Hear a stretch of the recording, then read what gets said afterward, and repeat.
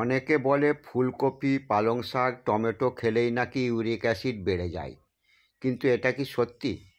আসুন 1 মিনিটে পরিষ্কার করে দিই। প্রথমে সত্যি কথা, এখন পর্যন্ত বৈজ্ঞানিকভাবে কোনো প্রমাণ নেই যে ফুলকপি, পালং শাক বা টমেটোর মতো সবজি ইউরিক অ্যাসিড বাড়ায়। এগুলো নিয়ে যা বলা হয় সেগুলো আসলে লোকমুখে প্রচলিত ভুল ধারণা। গবেষণায় দেখা গেছে সবজিতে যে পুরিন থাকে সেই পুরিন শরীরে ইউরিক অ্যাসিড বাড়ায় না, বরং অনেক সময় সবজি ইনফ্ল্যামেশন কমাতে সাহায্য করে, ডাইজেশন ভালো করে এবং কিডনিকে সাপোর্ট দেয়।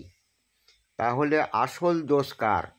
আসল দোষ রেড মিট, লাল মাংস, চিকেন না, অর্গ্যান মিট, ফাস্ট ফুড, বেশি ডাল, ছোলা, কোল্ড ড্রিঙ্কস, জুস আর অ্যালকোহল, এইসবেই ইউরিক অ্যাসিড বাড়ার সবচেয়ে বড় ভূমিকা। মানে ফুলকপি, পালং শাক, টমেটো নিরাপদ, আর সাধারণ সবজি ইউরিক অ্যাসিড বাড়ায় না, বরং কমাতে সাহায্য করে। তাই ভয় পেয়ে সবজি বাদ দেওয়ার কোনো দরকার নেই।